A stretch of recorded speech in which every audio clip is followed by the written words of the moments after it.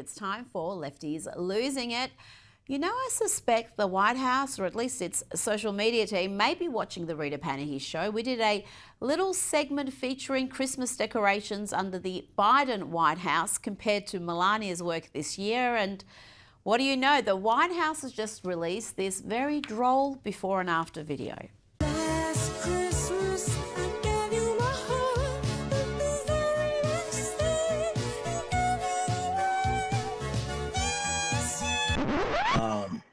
Yeah, that ain't gonna work.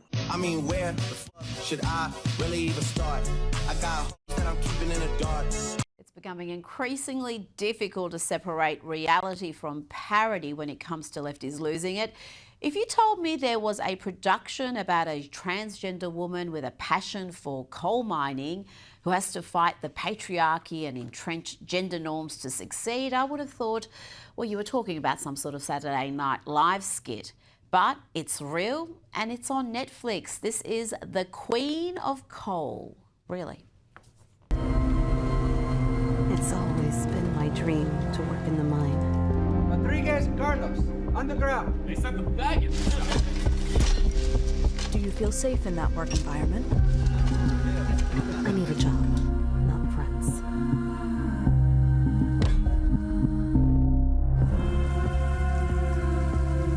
To them, I'm just another guy. You're not a guy and you're not like them. If you say you're a woman now, then you'll have to do women's work. And you know this company assigns different jobs to women. It's not fair what they're doing to you.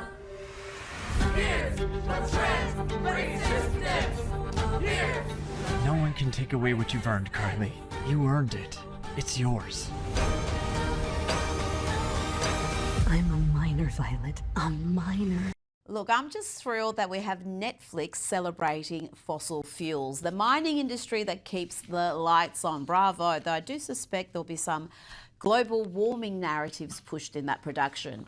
Time to check in on the awful phenomenon that's affluent white female lefties who are at the forefront of just about every terrible idea in America and throughout the West at the moment. And not only are they, as a group, comically clueless, but their race obsessions make them utterly insufferable as well.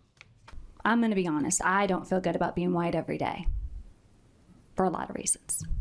Because it's a point of privilege that I get to move through the world in a way that so many of my other colleagues and friends and family members of the community don't get the privilege to do. And I'm just a female, but just a woman, just a white woman. If I was a white man, I would be functioning from a point of an even greater privilege. That's Democrat Sarah Stalker from the great state of Kentucky, and she's not satisfied with feeling bad about being white herself. She wants your kids to feel the same way. This is just gross. When kids have a moment to reflect about how the color of their skin does and does not allow them to move through the world, running to them and trying to stifle that and trying to say you shouldn't feel bad, so we don't want to ever expose you to something that is going to make you have to pause and have maybe some internal feelings. It's a missed opportunity for some really good dialogue. I'm going to play you a video now that could double as an ad for homeschooling. This is what 6th grade students in Maryland were exposed to. It's all about how to be non-binary. We are actually going to be talking about tips for being non-binary. If you feel like a label will be helpful for you, then go ahead and attach yourself to that label, but don't feel like you have to stick to it. And you're able to change, you can evolve. I have had that experience myself in my own journey. You know, I did identify as straight, even though I never really was. I identified as bi for a minute, even though I actually was never bi. And then I identified as a lesbian, which is probably the closest terminology for my sexuality, because I like girls. And the non-binary thing also came around in an odd way. And why stop there with the great advice? Why not tell confused girls how to bind their breasts, to hate their own bodies so much that they resort to painful binding? General advice about binding is make sure you're being safe about it. Don't be wearing a binder more than 8 hours in a day. Definitely not exercising. The reason why I personally don't really wear binders that much is because of breathing. It restricts your breathing. Restricts your breathing, but by all means still advise confused girls to do it. Just be safe about it. Restrict your breathing in a safe manner. And sticking with the excesses of the trans movement, here is California Governor Gavin Newsom. We didn't get into trans sports. That's an issue no one wants to hear about because 80% of the people listening disagree with my position on this. But it comes from my heart, not just my head. It wasn't a political evolution. Your position being that? I don't think it's... I want to see trans kids. I have a trans godson. There's no governor that's signed more pro-trans legislation than I have, and no one has been a stronger advocate for the LGBTQ community. At least he knows that 80% of people disagree with him, 100% of sane people. That's the current king clown ruling over California. And if you thought Gavin Newsom was bad, just look at the Democrats looking to replace him, including this next woman, Betty Yee, who also can't see any issue with male bodies in female sport. They are now part of, they have been through a transition, a physical transition, and I do believe that they should be able to participate. I think there's a lot of information we need to learn about what's really happening with the ability of trans athletes to compete. But my statement is about being able to be sure that they can compete. And right now, but my question is whether you think they should compete in women's sport in the Olympics, because it's coming to LA, so it's relevant. I think transgender female athletes are women athletes, and they should be able to compete. Really? There you go. Mediocre male athletes everywhere can look forward to gold medals in LA. Now, this next clip is incredible. Just the hysteria, the divorce from reality, the sense of entitlement. Watch this woman have a full-blown meltdown on behalf of a trans client who was misgendered by a law enforcement officer.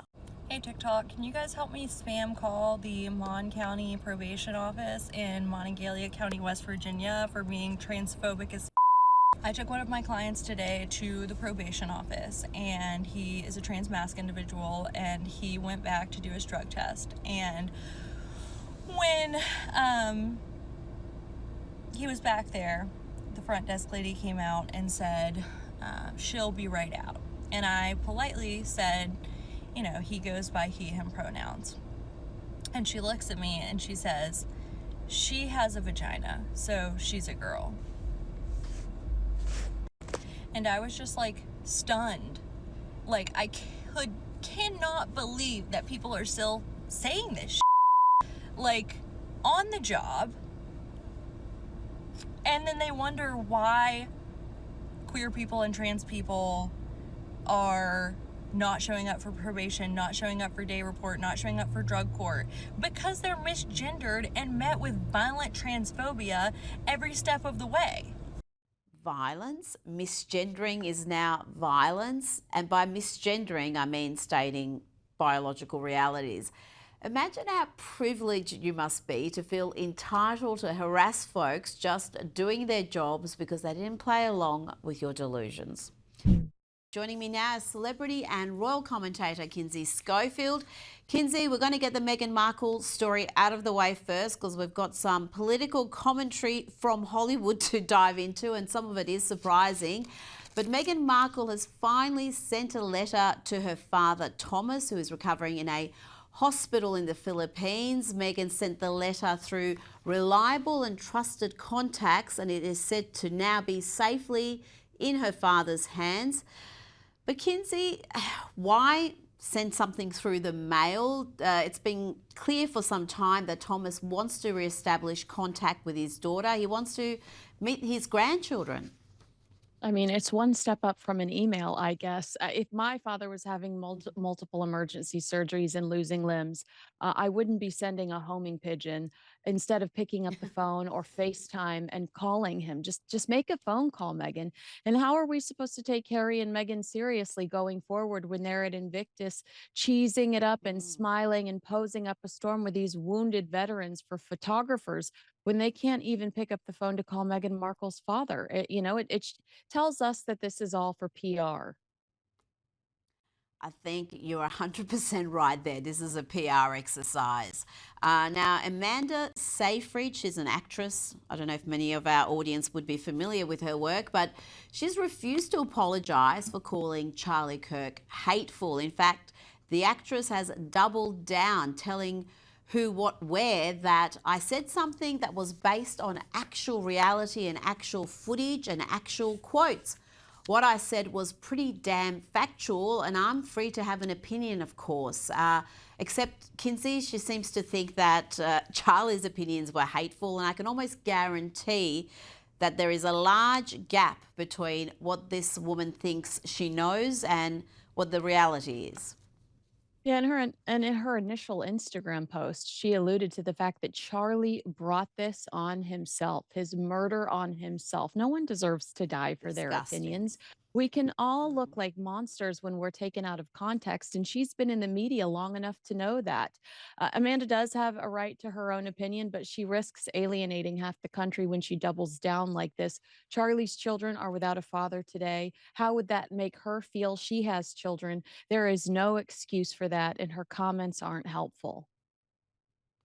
And she justified what she said by saying it's my opinion, and she's entitled to that opinion. But then she seems to think other people have brought on an assassination by stating their opinion. And if you think Charlie Kirk is hateful, the joyful warrior that he was, who was so polite and so kind, even in the most robust debates he had, I mean, really, you are existing in a parallel universe. Now, this wouldn't have happened a few years ago, Kinsey. We've got more actors coming out and endorsing Donald Trump. Have a listen to Kelsey Grammer, the man behind Frasier. He had a little jab at the Democrats' expense and then praised Donald Trump. What I always love is when the Democrats start talking about affordability, you always know they're going to charge you twice as much and spend 3 times as much. Kinsey, he went on to say some very complimentary things about the president, and we had Sylvester Stallone earlier in the week also making some very positive comments. You know what? The UK is rapidly growing global production wise. It's stolen so much business from Hollywood, and it's taken a significant amount of work away from LA. Home Alone 2's Donald Trump does love and appreciate Hollywood and wants them to get back to work. You know, it's our politics that have really put a lot of these actors and actresses out of work. Thank you, Governor Gavin Newsom. Trump's even reportedly pushed Paramount to greenlight Rush Hour 4. Maybe we'll hear more stars that miss when America dominated the TV and movie industry speak out in support of the president. I don't know. Yeah, it's fascinating because there definitely is a bit of a cultural shift. These are just comments that wouldn't have been made 4 years ago or even during that first term.